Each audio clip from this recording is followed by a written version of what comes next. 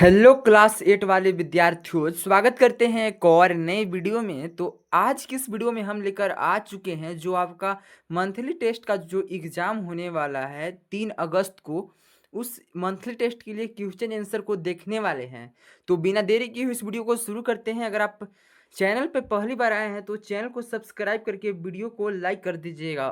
और इसी तरह से अब हम क्वेश्चन को देख लेते हैं। तो यहाँ पे सेक्शन ए के अंतर्गत आपसे एमसीक्यू यानी कि ऑब्जेक्टिव क्वेश्चन पूछे जाएंगे, 5 ऑब्जेक्टिव। तो यहाँ पे पहला क्वेश्चन है दोस्तों कि सम्राट अशोक कहाँ के शासक थे। तो यहाँ पे ऑप्शन दिया हुआ है कि मगध के, कलिंग के, दिल्ली के या काशी के। तो आपका जो सही आंसर हो जाएगा मगध के, ऑप्शन नंबर ए इसका राइट आंसर हो जाएगा। इसी प्रकार से यहाँ पे अगला क्वेश्चन है कि कलिंग महाराज की लड़की का क्या नाम था। तो यहाँ पे पहला ऑप्शन है दुर्गा, दूसरा है पद्मा, सी है लक्ष्मीबाई और डी है कर्णावती।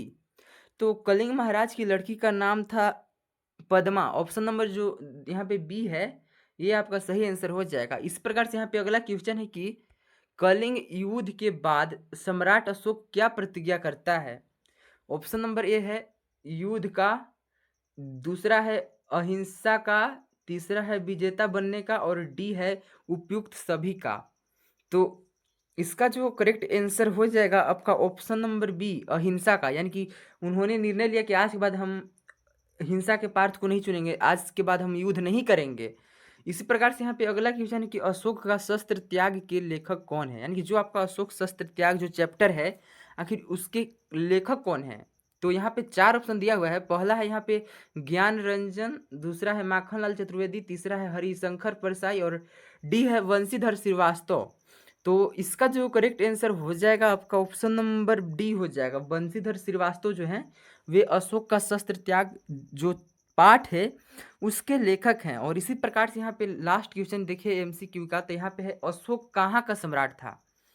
तो यहाँ पे 4 ऑप्शन दिया हुआ है। ए है कलिंग, बी है मगध, सी है उज्जैन और डी है कि सभी गलत है। तो वो मगध का राजा था यानी कि सम्राट था। ऑप्शन नंबर जो बी है इसका राइट आंसर हो जाएगा। और इसी प्रकार से अभी हम यहाँ सेक्शन बी के अंतर्गत हम 2-2 मार्क्स के 2 क्वेश्चन देखने वाले हैं। तो यहाँ पे 6 नंबर क्वेश्चन आपसे कह रहा है कि कलिंग युद्ध के बाद अशोक ने क्या किया। तो इसका उत्तर यहाँ पे लिखा हुआ है कि कलिंग युद्ध के बाद अशोक ने हिंसा का मार्ग छोड़ दिया, लड़ाई झगड़ा का मार्ग छोड़ दिया। उन्होंने बौद्ध धर्म अपनाया, अहिंसा, शांति और दया का संदेश फैलाया तथा प्रजा के कल्याण के लिए अनेक कार्य किए। उन्होंने युद्ध करने के बजाय धर्म और प्रेम से लोगों का दिल जीतने का प्रयास किया। इसी प्रकार यहाँ पे नेक्स्ट क्वेश्चन है कि अशोक का शस्त्र त्याग पाठ के द्वारा किस सत्य को उजागर किया गया है। तो यहाँ पे उत्तर इसका हो जाएगा कि अशोक का शस्त्र त्याग पाठ के द्वारा इस सत्य का उजागर किया गया है कि युद्ध और हिंसा द्वारा राज्य जीते जा सकते हैं पर किसी का हृदय नहीं जीता जा सकता है। उसके लिए आपको शांति से प्रेम पूर्वक आपको मतलब बातचीत करना पड़ेगा। इस प्रकार से यहाँ पे सेक्शन सी के अंतर्गत आपको 3 मार्क्स के एक क्वेश्चन पूछा जाएगा जो कि है कि पद्मा अपनी सेना को युद्ध भूमि में क्या प्रण करने को कहती है। तो यहाँ पे उत्तर में दिया हुआ है कि पद्मा अपनी सेना को युद्ध भूमि में यह प्रण करने को कहती है कि वे देश और स्वाभिमान की रक्षा के लिए अंतिम सांस तक वीरता पूर्वक लड़ेंगे। यदि आवश्यकता पड़े तो मातृभूमि के लिए अपने प्राणों का बलिदान भी देंगे, लेकिन शत्रु के सामने कभी हार नहीं मानेंगे। ये पद्मा का अपना सेना युद्ध भूमि में प्रण था। तो इसी तरह से यहाँ सेक्शन डी के अंतर्गत अब आ चुके हैं। यहाँ पे 4 मार्क्स के 2 क्वेश्चन पूछे जाएंगे जो कि यहाँ पे है पहला, पद्मा और अशोक के बीच हुए संवादों के परिणाम स्वरूप अशोक के विचारों में क्या क्या परिवर्तन आया। तो यहाँ पे इसका आंसर हो जाएगा कि पद्मा और अशोक के बीच हुए संवादों का अशोक पर गहरा प्रभाव पड़ा। पद्मा के साहस, देशभक्ति और मानवता के विचारों से अशोक का हृदय बदल जाता है। वह हिंसा और युद्ध का मार्ग छोड़कर शांति, दया और करुणा का मार्ग अपनाने का निश्चय करता है।